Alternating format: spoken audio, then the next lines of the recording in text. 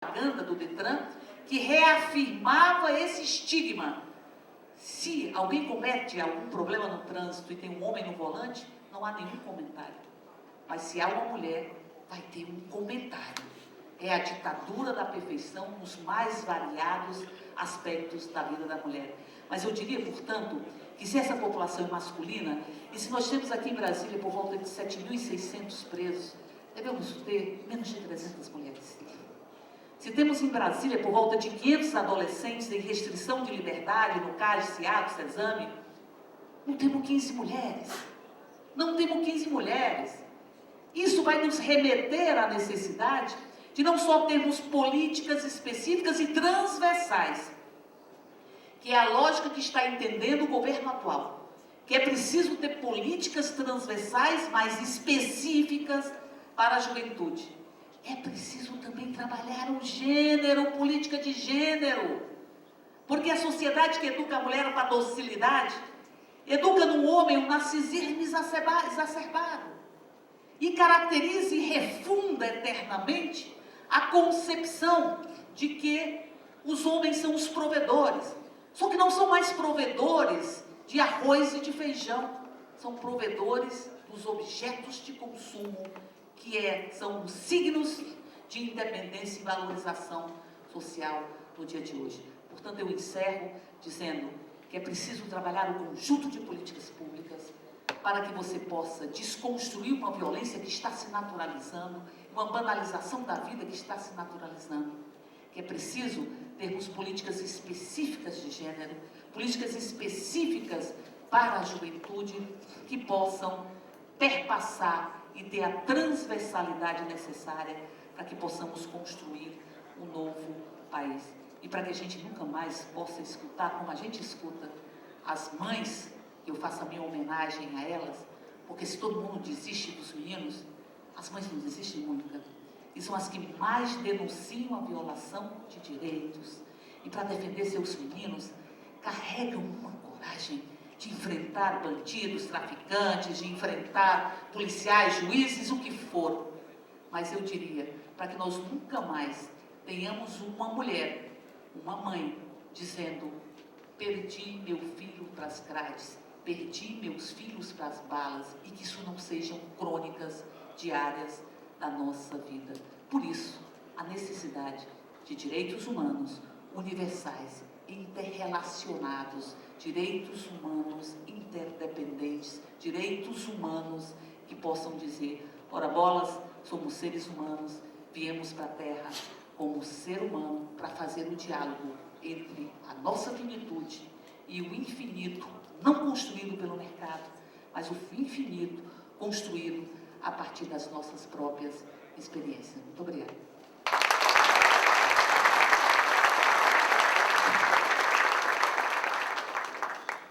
O primeiro Seminário Nacional sobre Segurança é uma realização da ASTRA-MP, Associação dos Servidores, Seguranças e Técnicos de Transporte do Ministério Público, Escola Superior do Ministério Público da União e Procuradoria-Geral da República. Conta com o apoio da 5ª Câmara de Coordenação e Revisão do Ministério Público Federal, Patrimônio Público e Social, o ZORG, Unidade de Segurança Orgânica do Ministério Público Federal, a ANPR, Associação Nacional dos Procuradores da República, Fundação Pedro Jorge e Procuradoria Federal dos Direitos do Cidadão. Bem, amigos, retornaremos em 10 minutos com sorteio de 10 livros. Logo após, teremos o último painel sobre sistema prisional, com a presença dos doutores Fonteles, Haroldo, Brasilino e do companheiro Cleiton. No térreo do auditório JK, desçam para tomar um café com a gente. Para isso eu vou pedir que o Mendes esteja a posse aí para a gente tirar alguns números, aquele mesmo esquema. Vou conferir aqui o número. Nós vamos estar aqui presenteando com alguns livros. 327.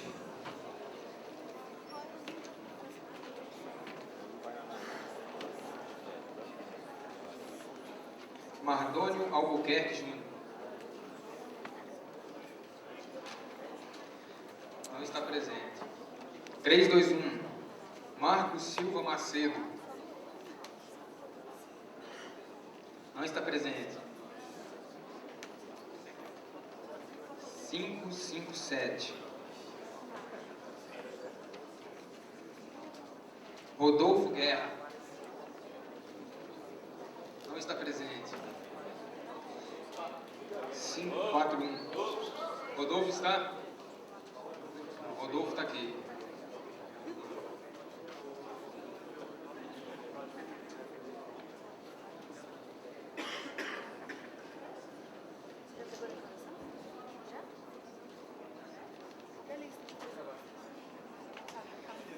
Cinco, quatro, José Salvador do Lago. José Salvador do Lago. 335.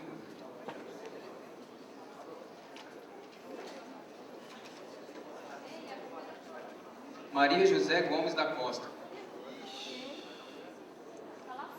Maria José Gomes da Costa. 486. 416. Ricardo Domingues Mazera. Dá um sinal aí.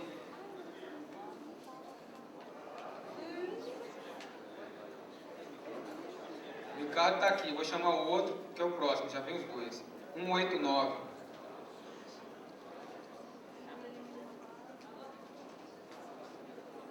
Gabriel Gravina Rocha Leal. Gabriel está? Gabriel não está.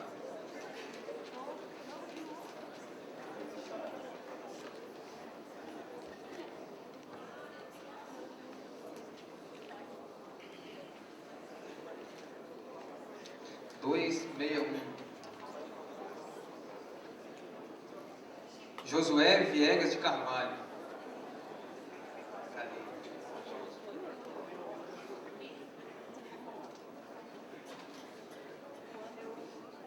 Novas direções na governança da justiça e da segurança.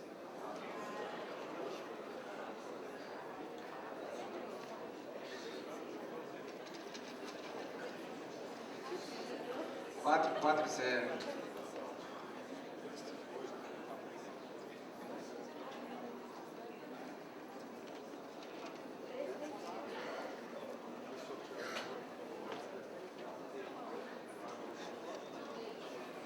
Rodrigo César Sampaio Campos. Rodrigo César Sampaio Campos.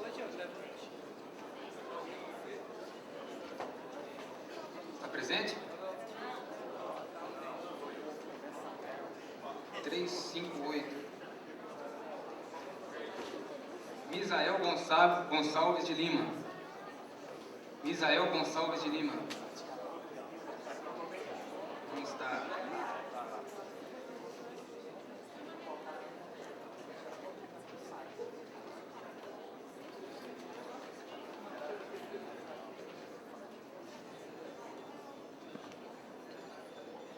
Reinaldo Ferreira Lima. Não está presente. Nós vamos sortear os outros no final. Nós temos aqui mais uns 8 livros. E, por oferecimento do Dr. Cláudio Fontes, no final nós sortearemos 2 livros dele, com autógrafo aqui para a pessoa na hora. Nós, só mais um aviso, o pessoal que precisar receber a declaração já está disponível lá, estará disponível lá a partir das 17 horas. Declaração para a faculdade de presença no seminário. E o pessoal que já recebeu aí o formulário de avaliação do seminário, por favor, deixá-la na secretaria no momento da saída. Eu quero passar então a palavra ao Romulo Luiz Matheus da Silva, que é o coordenador dessa mesa. Senhoras e senhores, boa tarde. Iniciando os trabalhos da nossa última mesa, eu gostaria de convidar a todos que tomassem seus lugares, seus assentos.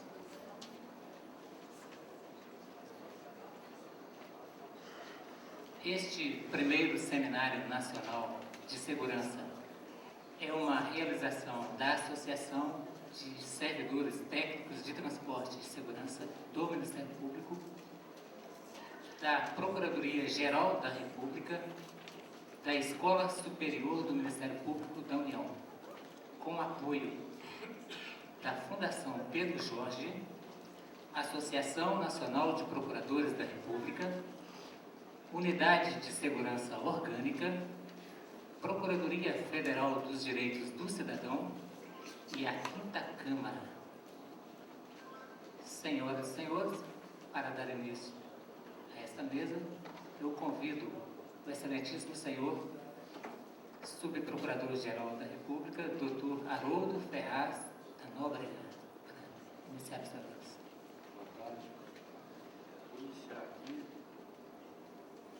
a parte que me cabe desse painel sobre o sistema prisional, sentindo-me muito honrado por ter ao meu lado o servidor Cleiton Emanuel Rodrigues, que disse, mas a marca muita corrente para isso, que é um abolicionista da pena.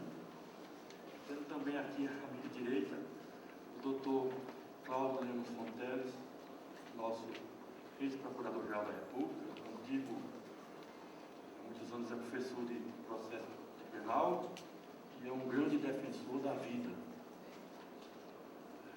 É conhecido nacionalmente o seu trabalho, nesse caso, eu estou inteiramente ao lado dele, na defesa da vida.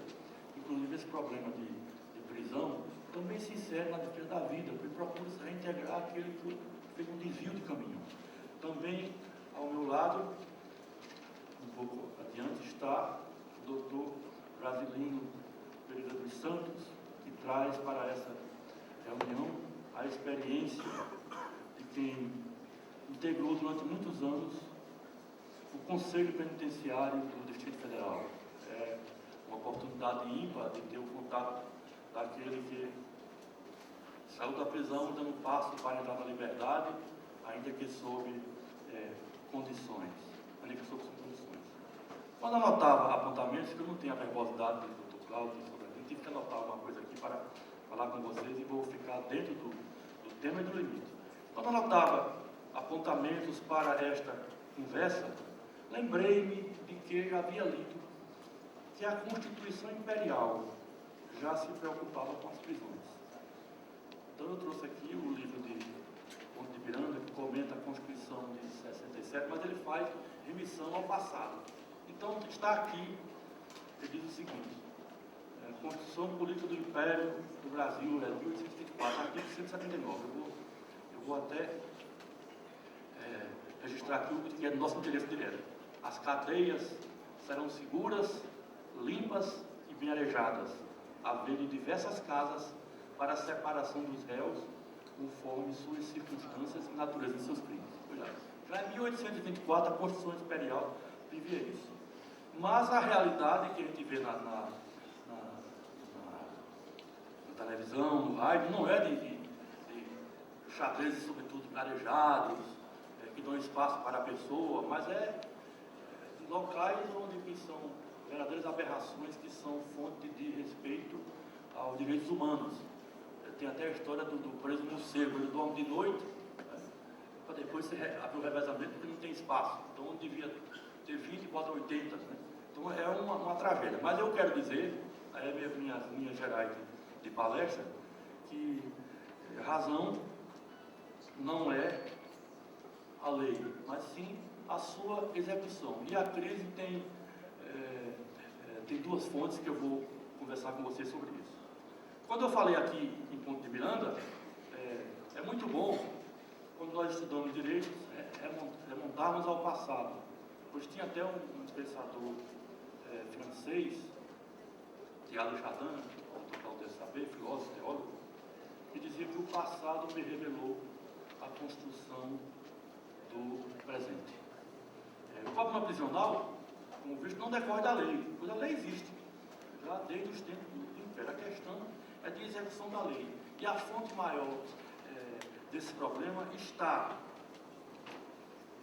na crise de valores e na crise das finanças públicas. Atualmente, o diploma básico que rege a nossa execução penal é a Lei 7.210/84, que é um diploma bom, que inclusive, em tema de assistência ao preso, segue até recomendações da ONU. Todavia, como eu já disse, a realidade é bem diferente do texto legal. Né? A realidade é que não se assegura o que diz a Constituição atual e também a de 67, que diz o seguinte: impõe-se a todas as autoridades respeito à integridade física e moral do detento e do presidiário. Nem sempre são respeitados. Qual a fonte, então, dessa crise do sistema penitenciário? Na minha ótica, são duas razões. A primeira é a crise de valores, é da própria sociedade, fundamentalmente. As mazelas sociais, especialmente a desvalorização da família, a falta de emprego, geram a multiplicação dos crimes, sobretudo os crimes patrimoniais, que são a maior parte, digamos, da população das prisões, de crimes patrimoniais. Por causa disso, temos também a crise das finanças públicas, em razão das quais o número de penitenciárias é insuficiente e as penitenciárias existentes não têm o aprimoramento necessário a assegurar essa integridade física e moral do preso e a sua reintegração na sociedade. Sobre o problema da crise das finanças públicas, né, não é preciso nem dizer, todo dia tem na literatura especializada, jornais especializados, que o Brasil deve mais de R$1 trilhão para a crise de finanças públicas. Um país onde o salário mínimo é 380, e se disser, não, vamos aumentar para 400, disser, não, a partir dessa quebra. Um país que não pode pagar R$400 a um trabalhador é um país de finanças combalidas. E essas finanças justamente geram que não se construam prisões adequadas, ou mesmo prisões em número suficiente. Mas o problema da prisão em número suficiente também decorre, haveria assim, uma luta da sociedade pela defesa dos seus valores, em razão da qual haveria menor incidência de fatos criminosos. Então, como se resolve isso? A crise dos valores. A crise dos valores é o seguinte, como já se disse, eu vi uma vez no jornal que disse o seguinte: a melhor maneira que você tem de melhorar o mundo é melhorar você mesmo. Cada um, como já se disse que o Brasil espera que cada um cumpra o seu dever, o conhecido lema, que é o Campeonato da Mandaré e outros, o Brasil espera que cada um cumpra o seu dever, o Brasil espera que cada um melhore a si mesmo. Esse é o bom cidadão. E a crise das finanças públicas, cabe-nos escolher, no nível executivo do legislativo, parlamentares e dirigentes que tenham um compromisso com o afastamento do desperdício, né? Afastamento do desperdício, para ver se resolve as finanças públicas. O sistema prisional visa a ressocializar aquele que delinquiu.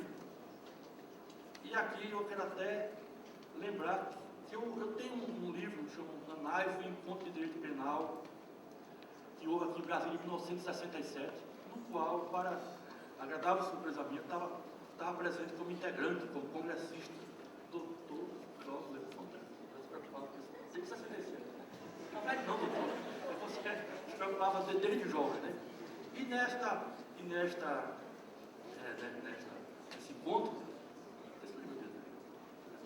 houve uma palestra fascinante, né, do Roberto Lira, pai do Roberto Lira Filho.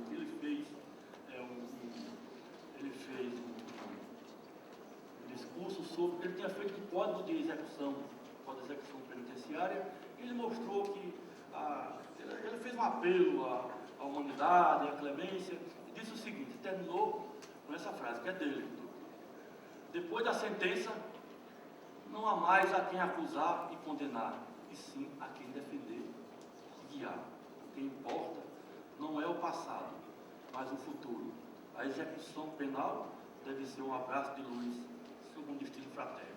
Está aqui nos anais, página 110, palestra do professor Roberto Lira, até o direito da Neto Sobral está assistindo essa palestra. Né? Para encerrar, mostrando que o direito é rico e dinâmico, trago à colação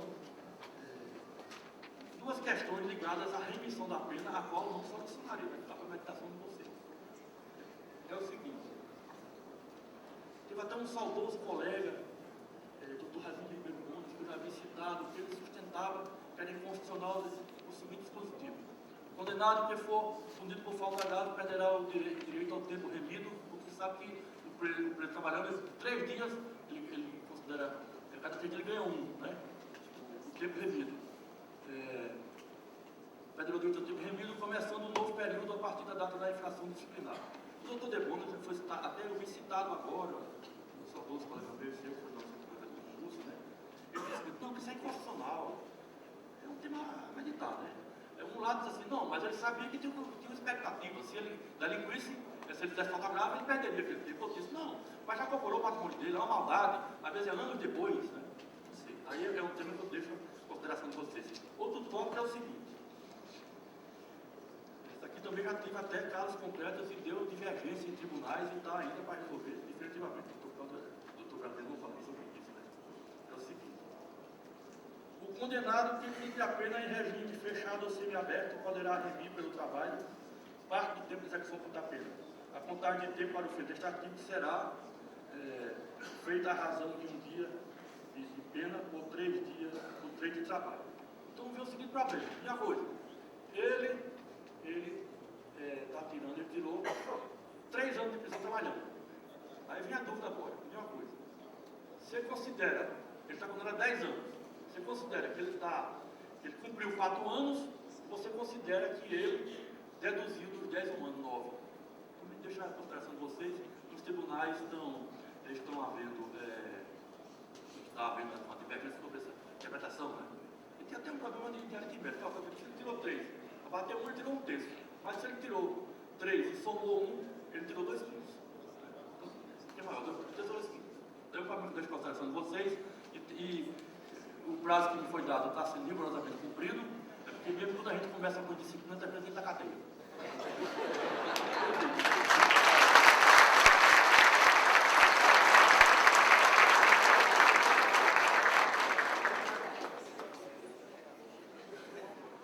A palavra do excelentíssimo senhor subprocurador-geral da República, doutor Brasilino Pereira dos Santos.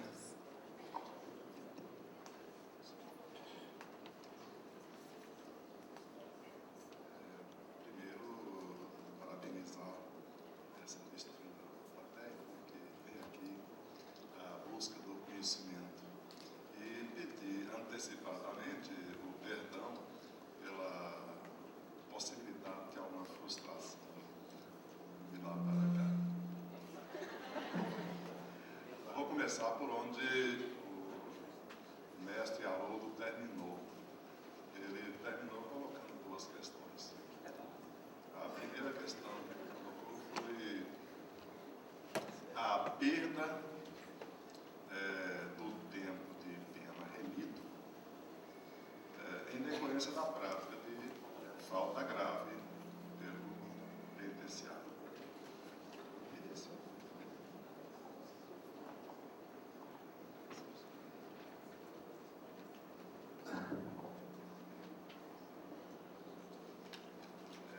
Há trabalhos doutrinários considerando isso inconstitucional.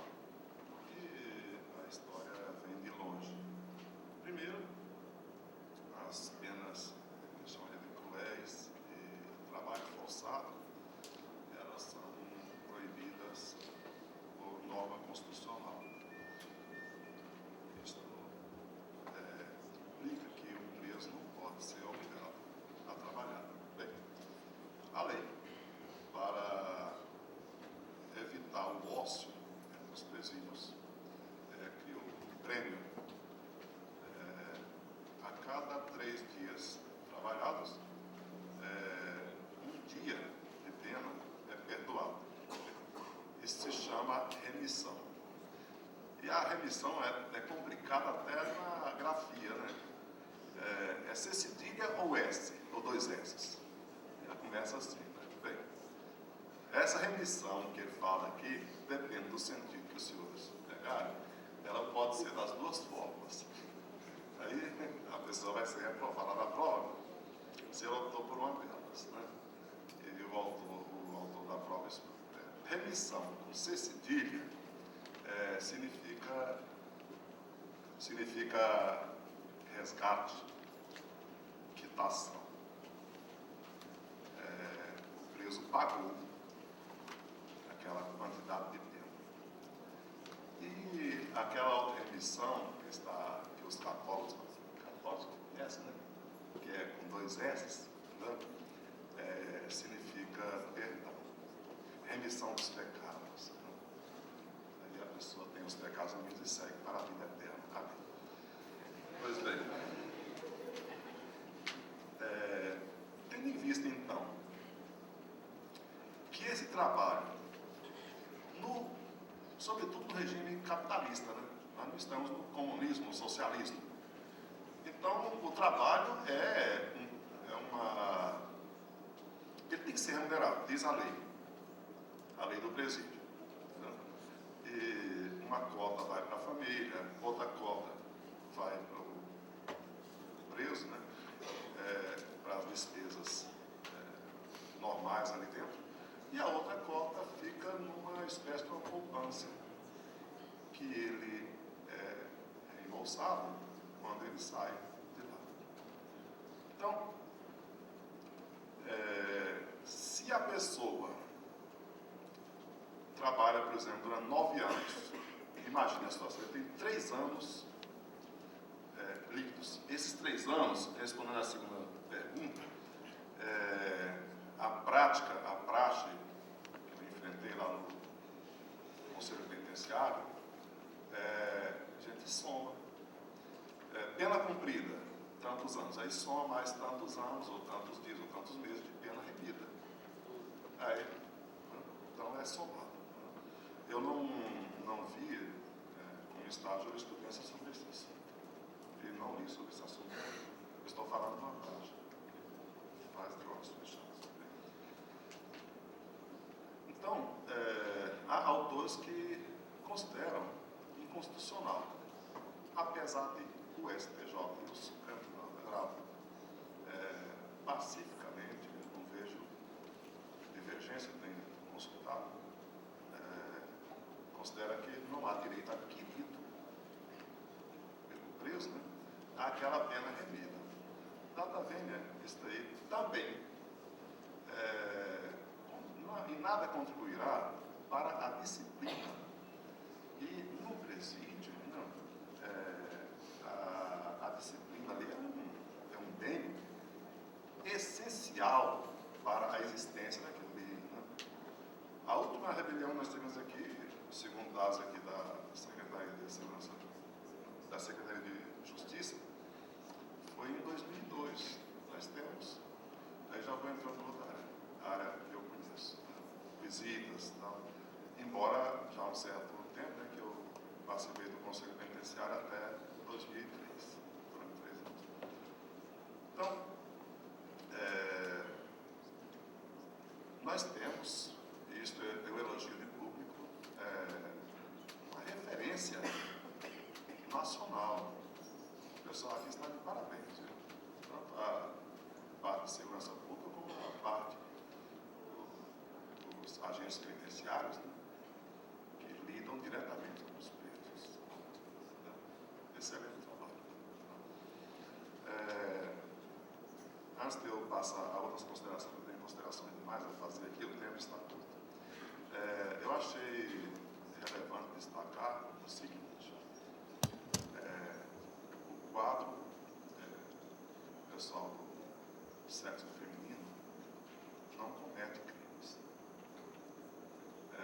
Eu constatei isso aí numa das visitas que eu fiz ao presídio feminino, né? E lá eu constatei o seguinte: havia naquele momento menos de 300 internas, não me lembro mais, 290. Destas, havia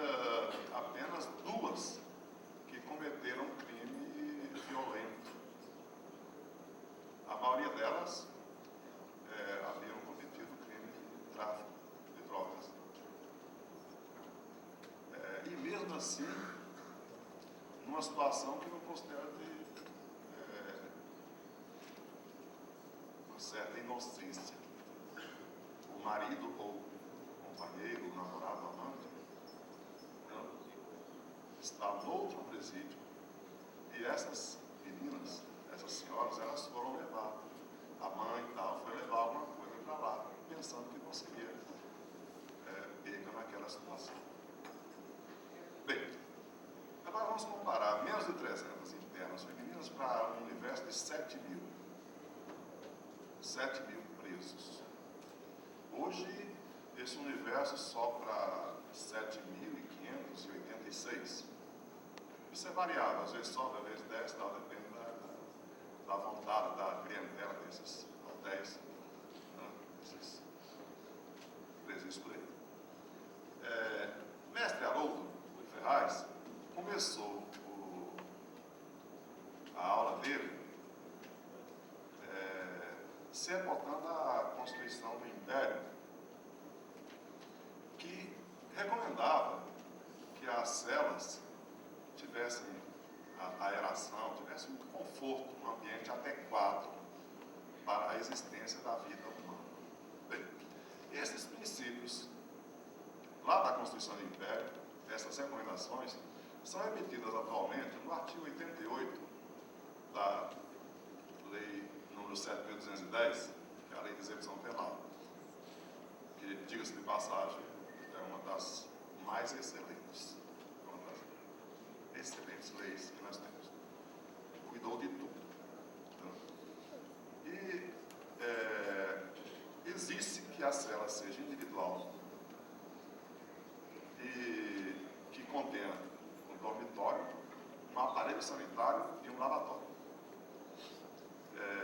Salubridade do ambiente, com aeração, insolação, o sol tem que penetrar na cela, e condicionamento térmico adequado à existência humana. E a área mínima de 6 metros quadrados. Dá para ver, né? 6 metros quadrados hoje, né? Há lugares aí que abrigam 18, 20 presos, né? E que eles se revezam. Eu não sei como é que está isso hoje, mas ali naquela CPE, hoje DPE, não tem um presídio lá que é mais ou menos por aí. Quanto à aeração, o ambiente ser possível de o ar, o vento, entrar por ali para fazer a limpeza, né? Por incrível que pareça, o CIR, a luta tradicional, o primeiro presídio foi construído lá na 1960, por aí, é o único aqui do Distrito Federal que chega próximo disso aí, porque as celas são quadradas. Quadrado significa o seguinte, a mesma distância de cada lado. Então, o ar tem mais possibilidades de entrar por ali e fazer a limpeza. O último, o penúltimo dos presídios, né, chama de Cascavel, a PDF, Penitenciário do Distrito Federal, né, é mais do que essa folha de papel aqui. Tem uma parede aqui, tem uma parede aqui, tem outra parede aqui, paredes indevassáveis. E aqui tem a cela. Então, e ali normalmente habitam até, em média, 16 presos. Na verdade seria para 8, por aí. Então, eu até estive conversando com um engenheiro, né, e isso é um problema sério. O último presídio que foi construído, que é a PDF2, já estava fora, não fui lá visitar. Não sei se a engenharia moderna deles não se preocupou com o ser humano. Então, esta é uma denúncia que eu faço aqui. Não? Pode fazer a limpeza daquele com os produtos químicos mais caros do mundo. Não vai conseguir. Então, qualquer residência, habitação que se preza, o vento tem que atravessar de um lado para o outro. Pois bem, o juiz aqui da partida aqui do futebol já me mostrou o cartão amarelo. Então, eu vou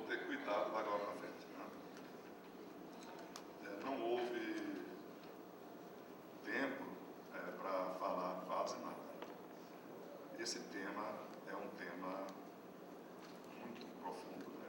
Levaria um semestre normalmente na universidade, entendeu? A preocupação com o preso. Durante esses 5 minutos, vou falar um pouco sobre a execução da pena na forma legal. Nós temos a prisão simples, né? A pessoa fica logo em liberdade. Ele nem responde o processo mesmo, que é para as contravenções. Temos a detenção e a reclusão. Pois bem, dependendo da pena, a pessoa vai começar a cumprir a pena no regime fechado, semiaberto, e depois progride até o aberto. Quem é condenado, por exemplo, até 4 anos, está no artigo 33 do Código Penal. 4 anos de reclusão já começa no regime aberto. Se é condenado a até 2 anos, tem subsídio. Se é condenado a menos disso, 1 ano, já tem aquelas substituições, né? Por restritivos de direito, prestação de serviço à comunidade, etc. A última fase da execução da pena faz essas progressões. A pessoa está no fechado, dependendo do bom comportamento, ele cumpre 1/6 dos crimes comuns, 1/6 da pena, e aí ele pode ingressar no próximo regime. Aí cumpre mais outro 1/6, e este outro 1/6 é calculado sobre o quanto de pena restante, e aí ele vai para o regime aberto. E cada um desses regimes tem características próprias. A rigor, em todos eles o preso teria direito a trabalhar, porque a própria lei promete, né? 3 dias trabalhados, 1 dia remida. Mas não é isso que acontece. Né? Para se chegar a essa fase do trabalho, né, é uma fila enorme. No máximo, uns 20% dos presos trabalham. Educação dentro dos presídios é algo que se aproxima do 0. Não adianta esse discurso por aí, entendeu? Os presídios aqui são verdadeiros depósitos. E Brasília ainda está. Os juízes aqui, eles não estão mais concedendo o livramento condicional. Eu seria perdido falar sobre o livramento condicional aqui em Brasília. Pelo seguinte, a pessoa vai progredindo e quando chega no regime aberto, em vez dele ir para uma casa de albergado, ele vai para casa. Ele entra na prisão domiciliar. Por quê? Calcula-se hoje, eu não tenho isso anotado na minha, mas tem comentários que hoje nós teremos em torno de 1.000 presos que estariam no regime aberto, né? E nós não temos nem quadro de recursos humanos e nem quadro físico adequado para isto. Então, o livramento condicional hoje é um instituto que está apenas em teoria aqui. Né? Normalmente a pessoa alcança, né? 1/6 mais 1/6, né? O livramento condicional é o seguinte: a pessoa atinge 1/3 da pena dos crimes comuns, que estou falando. E se ele é primário de bons antecedentes, ele já ingressa. Já pode ter o livramento sob palavra, ele presta um compromisso perante o presidente do Conselho Penitenciário e tal, que vai ler a sentença do juiz dizendo as condições que ele poderá ficar solto. Isso é o livramento condicional. Se ele é reincidente, ele cumpre metade. Se se trata de crime considerado hediondo, são 2/3. Artigo 83, inciso 5º do Código Penal. Ele cumpre 2/3. Se ele é reincidente específico em crime hediondo, aí ele não tem livramento condicional. Aí o cumprimento da pena é realmente integral. Por falar em integral,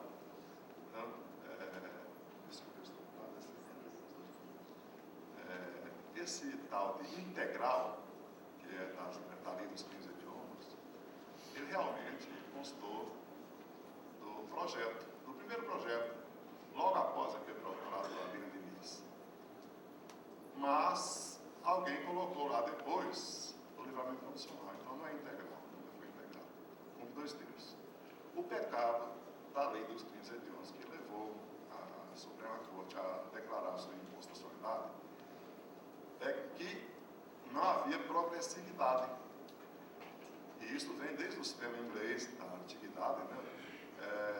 A pena tem que ser, a pessoa tem que ir experimentando espaços de liberdade, até que um dia ele esteja habilitado a ganhar a liberdade definitiva. Então a liberdade vai se conquistando aos poucos.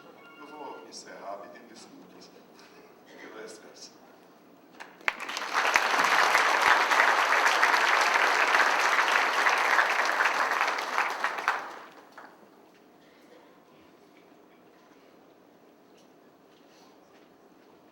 Muito bem. Primeiramente, eu gostaria de dizer ao doutor Brasileiro que não é necessário se desculpar, porque a fala dele é muito importante para nós. E agora nós ouviremos o senhor Cleiton Rodrigues, ele é servidor da Procuradoria de Santa Catarina, com a palavra o senhor Cleiton. Primeiro, quero agradecer o convite da Astra e o apoio que ela tem dado aos servidores da sua luta sindical. Segundo o técnico cultural, doutor Lauro, doutor Brasileiro, tem se envolvido no debate onde o respeito à democracia que todos têm possa superar as nossas dificuldades de lidar com temas difíceis. Em segundo lugar, eu queria pedir aos companheiros, colegas, amigos, servidores, alunos, que olhassem o que eu vou dizer agora da seguinte maneira: